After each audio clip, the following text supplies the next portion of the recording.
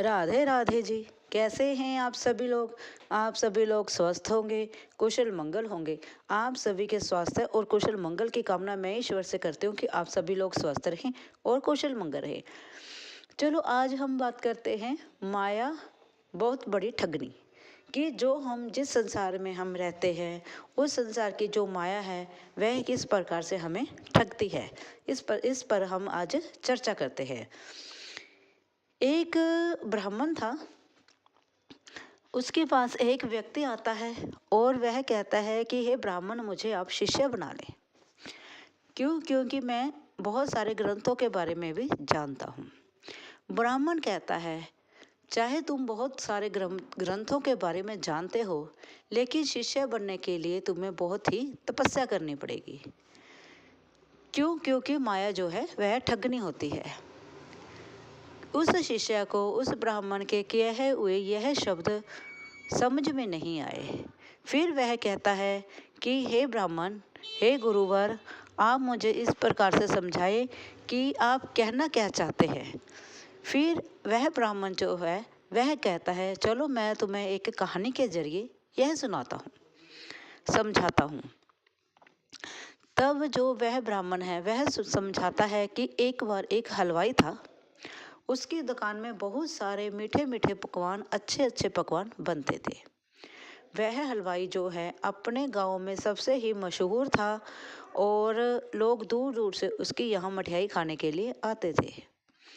एक बार एक जोड़ा अपने बच्चे के साथ उस हलवाई की दुकान पर आता है और वह जो जोड़ा है उसे हलवा बनवाने का आदेश देता है और हलवाई जो है अपने कारीगरों को हलवा बनाने के लिए कहता है। उनके साथ जो बालक है वह भी उस हलवे का इंतज़ार कर रहा होता है। लेकिन कहते हैं ना, किसी चीज़ को पाने के लिए हम ज़्यादा ही ललायत हो जाते हैं। उसी प्रकार से वह जो व्यक्ति है, वह जो बच्चा है, वह अपने आप को कंट्रोल नहीं कर पाता है। वह हलवाई के पास जाता है और कहता है, भी हलवा कब तक तैयार होगा? क्या हलवा बन गया? हलवाई कहता है, नहीं, हलवा अभी नहीं बना है, अभी समय लगेगा। वह बालक फिर अपने माता पिता के पास जाकर बैठ जाता है। थोड़ी देर बाद फिर वह बालक जाता है हलवाई के पास, अंकल अंकल, हलवा बन गया? हलवाई कहता है, नहीं, अभी समय लगेगा। फिर बालक जाता है, फिर बैठ जाता है और थोड़ी देर बाद फिर वह लड़का जो जाता है हलवाई के पास, अंकल अंकल, हलवा बन गया? फिर हलवाई कहता है, नहीं, अभी और समय लगेगा। इतना करते करते एक बार, दो बार, तीन बार वह बालक जो है हलवाई के पास जाता है। जब फिर से वह बालक हलवाई के पास जाता है, तब हलवाई जो है उसको खिंच कर बोलता है, नहीं, अभी नहीं बना है, समझ में नहीं आता।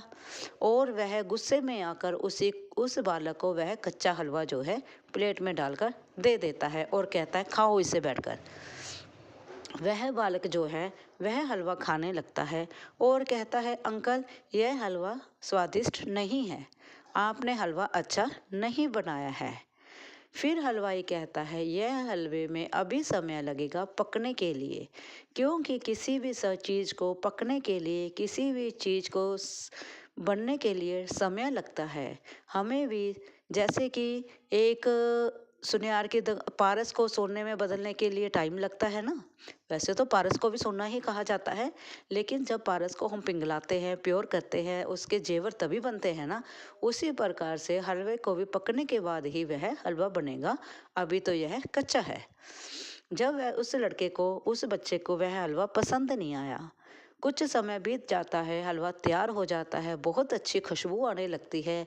फिर वह बालक जो है हलवाई के पास जाता है, अंकल अंकल, बहुत अच्छी खुशबू आ रही है, क्या हलवा बन गया है?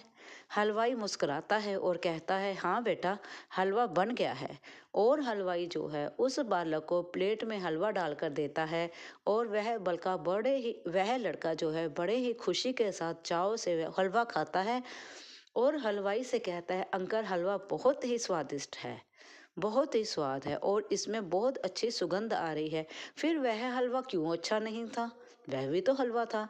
फिर हलवाई जो है उस बालक को समझाता है, अगर तुम कोई भी कार्य अपने समय से पहले करोगे, बिना जानकारी के करोगे, वह इसी प्रकार से बिगड़ा हुआ होगा।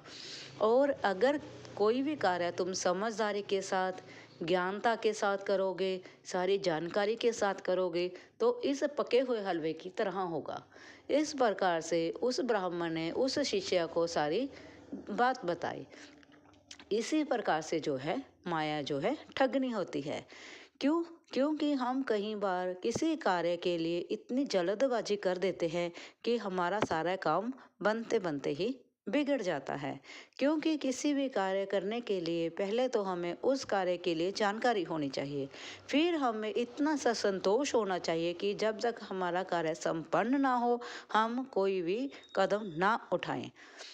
किसी भी कार्य को करने के लिए हमें अच्छा कदम उठाना पड़ेगा, समझदारी से कार्य करना पड़ेगा, ताकि जो हमारा कार्य है वह सफल हो और अच्छे तरीके से ढल जाए।